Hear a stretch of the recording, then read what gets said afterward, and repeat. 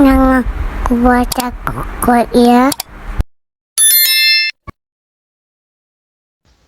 Assalamualaikum warahmatullahi wabarakatuh. Oke, kita lanjut lagi ya pada materi usaha dan energi. Kali ini ada sebuah permasalahan seperti yang tertampil di layar. Sebuah motor dari keadaan diam dipercepat dengan keadaan konstan, sehingga 20 detik kemudian motor tersebut memiliki kecepatan 20 meter per sekon. Jika massa motor dan penumpang adalah 20 kg, maka daya yang dibutuhkan untuk mempercepat motor tersebut adalah sebesar. Oke ya, teman-teman, kita perhatikan ini materinya terkait tentang hubungan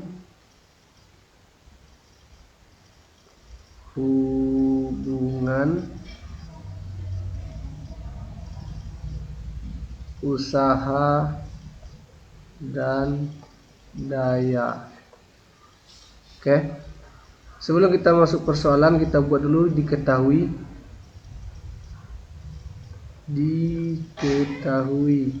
Di sini yang diketahui dalam persoalan yang pertama adalah benda mula-mula diam, berarti V0-nya dianggap sama dengan 0 karena dia diam.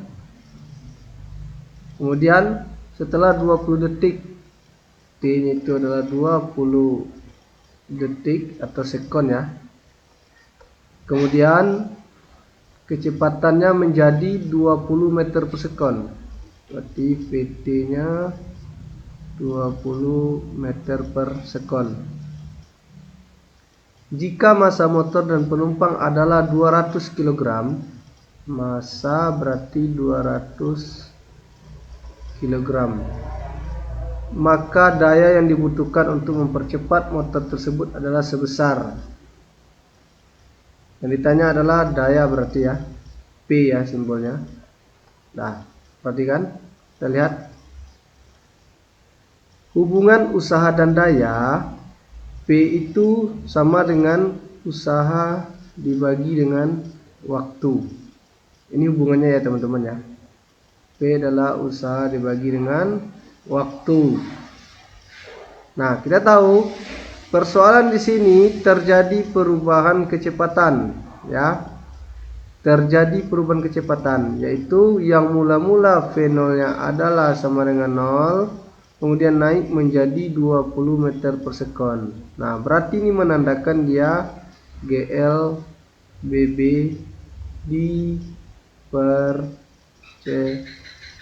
dipercepat.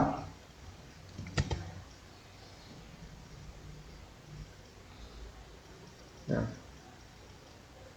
kalau dia GLBB dipercepat, berarti dia terjadi perubahan kecepatan ya. Terjadi perubahan kecepatan, artinya di sini terjadi delta V atau perubahan kecepatan. Dalam GLBB, kalau terjadi perubahan kecepatan atau delta V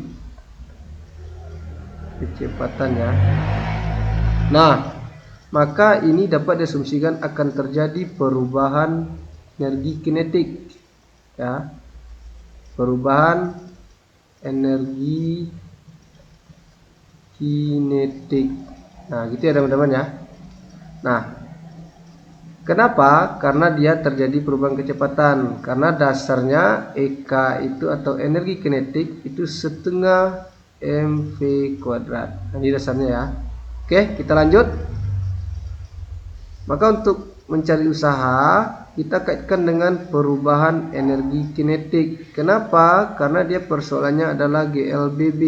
Seperti yang saya sampaikan tadi, bahwasanya GLBB itu juga terjadi perubahan energi kinetik. Ini hubungan usaha dengan energi kinetik ya teman-teman ya. Bahwasanya usaha itu sebanding dengan perubahan energi kinetiknya. Oke, next kita lanjut. Maka W itu delta EK berarti setengah mv2 dikuadratkan dikurang setengah mv1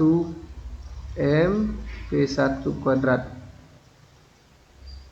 Nah ini ya, kita masukkan ke persoalannya. Mungkin di atasnya saya sambung. Kita lihat W setengah, massa bendanya berapa tadi? Massa bendanya itu adalah 200 kg. 200 dikali yang menjadi V2 ya. Yang menjadi V2 itu adalah V0 nya, VT nya sorry. Yang menjadi V2 itu adalah VT nya, yaitu 20 meter per sekon dikuadratkan dikurang setengah M ya, setengah, saya ulang lagi, M V1 kuadrat. Yang menjadi V1 itu adalah V0 nya, maka di sini 0 kuadrat. Nah, karena ini 0 kuadrat, maka ini dianggap 0 atau habis, hilang ya. W setengah 200 kali 400, ini kita coret ya, mampus tinggal 100. Maka usaha yang dihasilkan oleh motor tersebut adalah 100 dikali 400. Jawabannya adalah 40.000 Joule. Nah, ini usahanya ya teman-teman ya. Sementara di persoalan ini yang ditanya adalah dayanya. Nah, berapa daya yang dihasilkan oleh sepeda motor? Tinggal kita masukkan. Usaha sudah dapat tadi kan, 40.000 Joule. Per waktunya adalah 20 sekon. Ini kita coret, mampus ya, tinggal 2. Maka jawabannya adalah 2000 Joule per sekon. Begitu ya teman-teman ya, hubungan usaha dan daya. Nah, kenapa di sini saya pakai delta EK? Seperti yang saya ulangi lagi ya, bahwasanya delta EK itu ya, itu terjadi perubahan kecepatan. Nah, ya, delta EK terjadi perubahan kecepatan. Kenapa? Karena dia merupakan bagian dari gerak GLBB. GLBB kan ciri-ciri kemarin, terjadinya perubahan kecepatan atau A-nya konstan. Ini ciri-ciri GLBB ya teman-teman ya. Nah, mungkin itu ya untuk persoalan ini. Sekian, terima kasih. Oke, ini persoalan yang kedua ya. Ini terkait seseorang yang melakukan percobaan 2 kali percobaan ya. Kita lihat dulu teman-teman. Seorang mahasiswi melakukan percobaan sederhana sebagai berikut. Percobaan pertama, nah ini percobaan pertama ya, percobaan pertama. Kata kuncinya ya. Ia menarik benda dengan massa 2 kg. Langsung saja diketahui, berarti massa bendanya 2 kg. Kemudian dengan gaya 50 Newton pada permukaan datar licin tanpa gesekan. Berarti ini kata kuncinya ya, permukaannya licin, kemudian tanpa gesekan ya.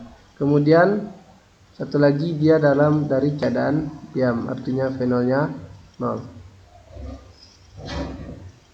Kata kunci yang kedua, percobaan kedua, ia menarik dengan gaya yang sama di lantai kasar dengan koefisien gesekan μk 0,5. Nah, ini persoalan satu. Persoalan yang kedua, dia menarik di lantai yang sama, bendanya sama juga ya, massanya 2 kg. Kemudian gayanya masih sama katanya, 50 Newton.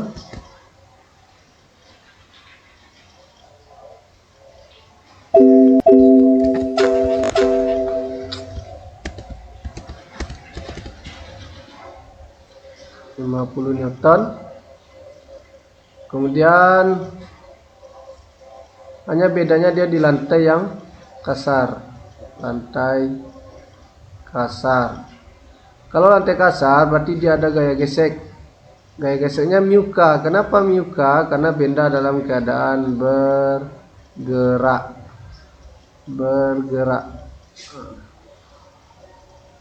μk 0,5. Oke. Yang ditanya adalah perbandingan dari usahanya. Berarti usaha pertama dibanding dengan usaha kedua. Oke, langsung aja ya. Kita lihat percobaan 1. usaha itu adalah hasil perkalian dari gaya dengan perpindahan. Nah, kita lihat, saya buat ulang gambarnya di bawah ya. Saya buat ulang gambarnya di bawah. Ini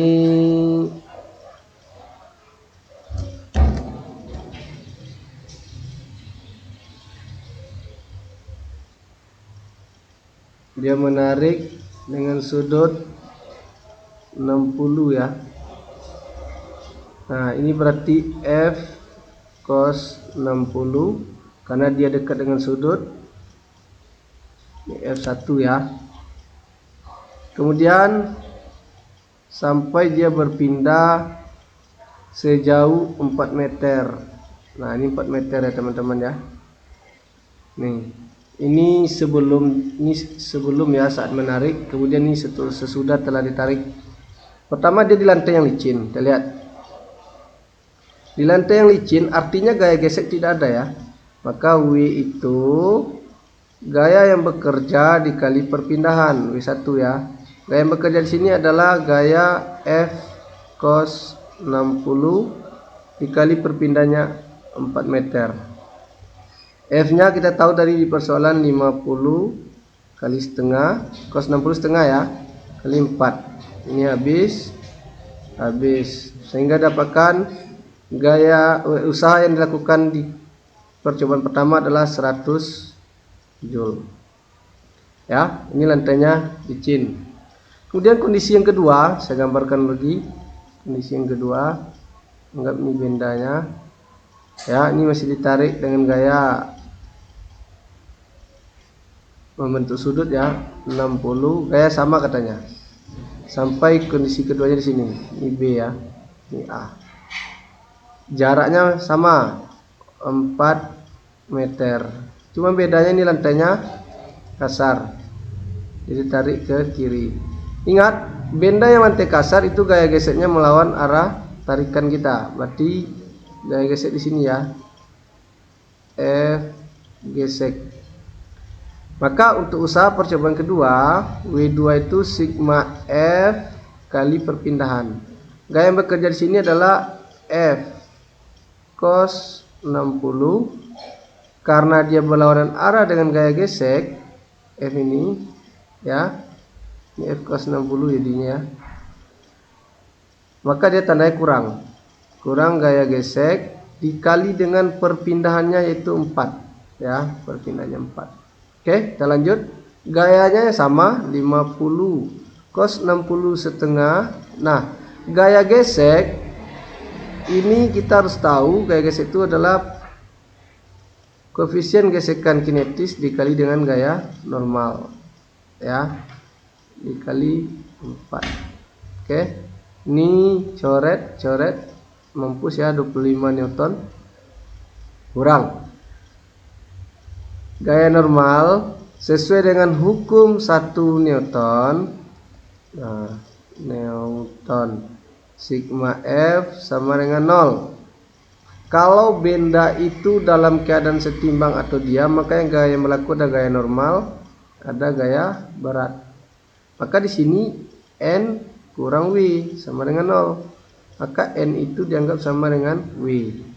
W itu sama dengan massa kali gravitasi, gitu ya. Nah, maka mu K di sini 0,5 ya. Kita kali dengan massa kali gravitasi. Kenapa? Karena gaya normal dalam keadaan setimbang itu sama dengan gaya berat. Nah, dikali 4. Ini 25 kurang 0,5. Masanya adalah 2 ya. Kali 10 kali 4. Tutup kurung ya, dikali 4. 25 kurang 0,5 kali 2 1. Kali 10 ya. Nah, 25 kurang 10 kali 4. Maka didapatkan usaha percobaan kedua itu adalah 60 Joule. Ya. 15 kali 4. Nah, maka perbandingannya di mana? Ya tinggal kita buat aja. Ya, perbandingannya maka W1 dibanding W2 itu sama dengan 100 dibanding 60. Berarti ini sama-sama kita bagi berapa ya? Ini kita coret aja ya. 10 dan 6 sama-sama bagi 2 ya.